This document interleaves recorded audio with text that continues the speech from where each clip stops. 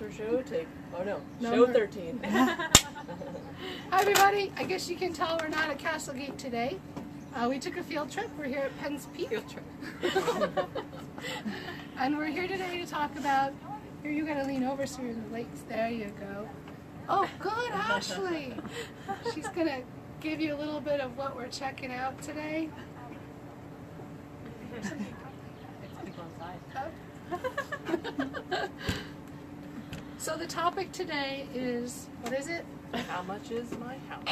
No, What should I list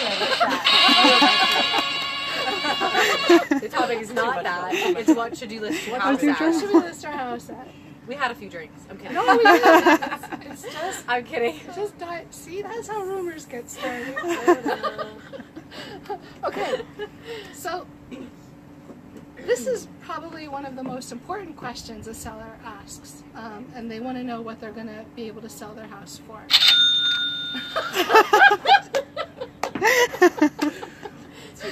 Too much fun. Ashley might have had something to drink. So, the first step to determine what your house should be listed at is to figure out what market value it is. Market value is based on homes that have sold, similar homes that have sold in the area in the past 12 months, and then adjustments are made. I'm getting into yours. That's okay. For the differences to make them similar, to figure out your value. It's based on how much a buyer's willing to pay, but it's also based on the current competition, other houses that are for sale as well. It's warm in the sun. I know. I'm sweating over here. It feels great. So coming off of what Aggie just said, one thing that you can do to figure out how much your home is worth is ask a Castlegate agent to do a market analysis for you. Castlegate. A market analysis, and we've explained this in a couple shows before, but like Aggie said, it's based off of similar homes that have sold near yours in the last 12 months. And the key word is sold, something that's actually sold, not available, not under agreement. So again, we take houses that are similar, so we take apples and oranges and then adjust for things like bedrooms, bathrooms, acreage, other things to make them equal to yours. And then we can get a really good idea of what your home might be worth. We can do this for you for little or no charge. If you want to know more about that, give us a call. Give us a call.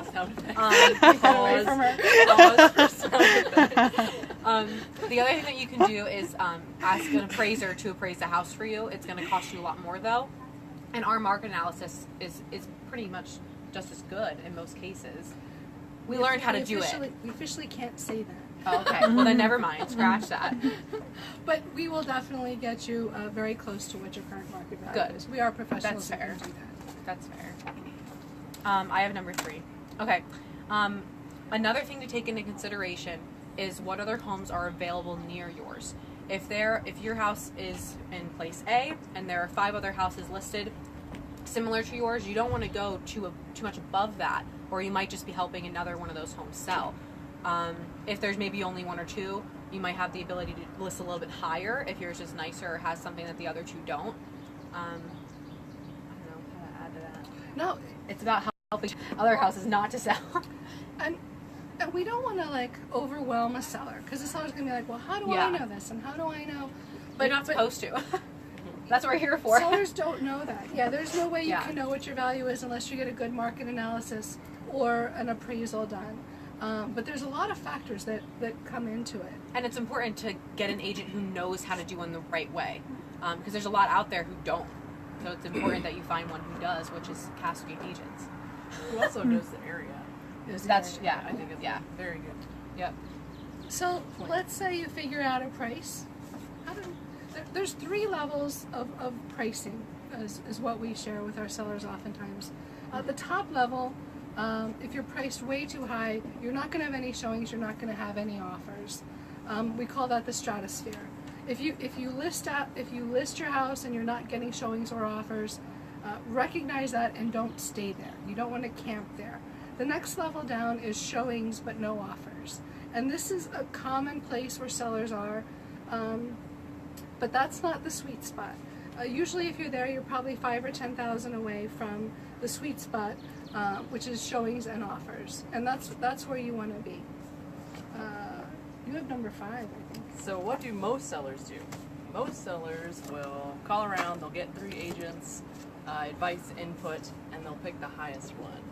But that doesn't always work out. No, it doesn't. No, it doesn't. And our advice to sellers when you're interviewing agents, first of all, be wary if an agent walks in and says, oh, this house is worth so many dollars. I can get you this much. Because unless they actually do the analysis and look at what is sold, the only way an agent could know that is if they knew every house that sold, they knew what the square footage was, they knew if they had seller's assist. Terms. There's no way. So when an agent tells you, oh, your house is worth this much, some agents just hand the sellers the comparables. Here's three similar homes, and they just look at the prices, and that, if you haven't done adjustments, that's not going to do it.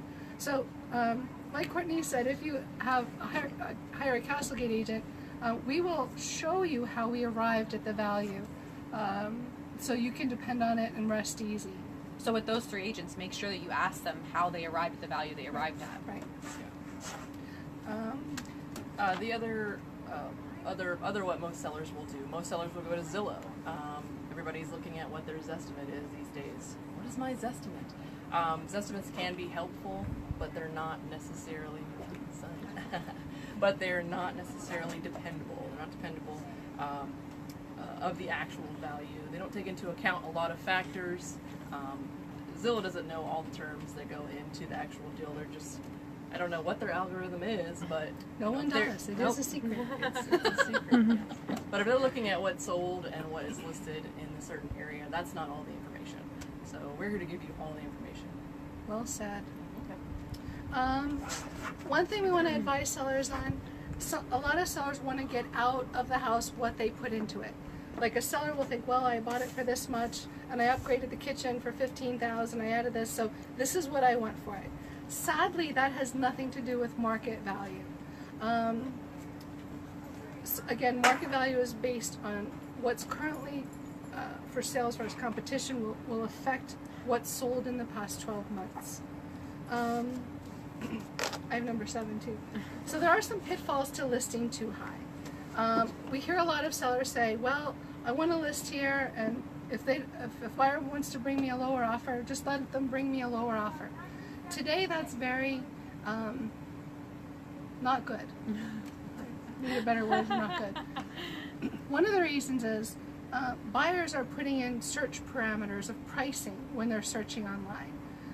Whether they go to Zillow or Trulia or Realtor.com, they might search for houses between $50,000 and $100,000.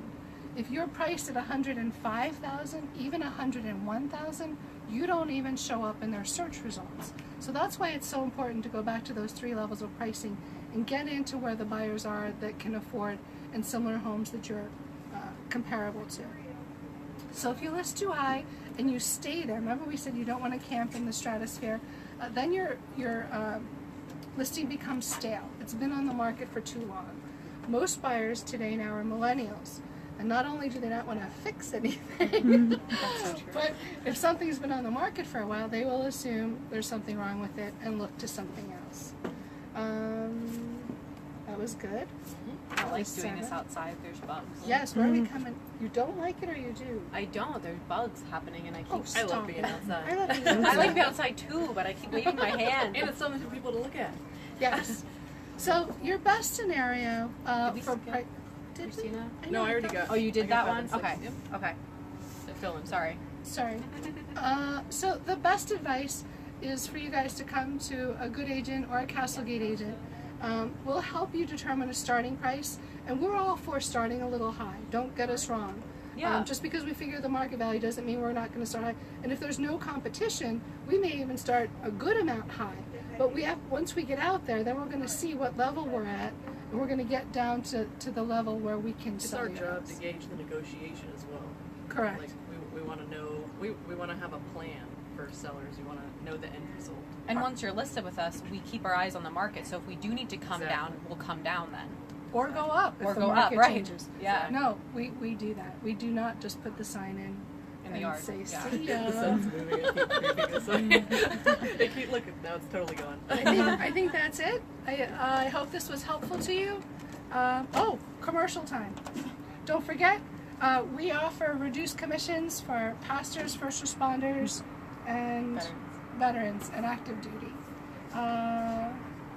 Is that it? Why do I think there's more? I always think there's more. I leave the house, I think I forget something. So thanks, guys. Have a good day. One more time for the reading.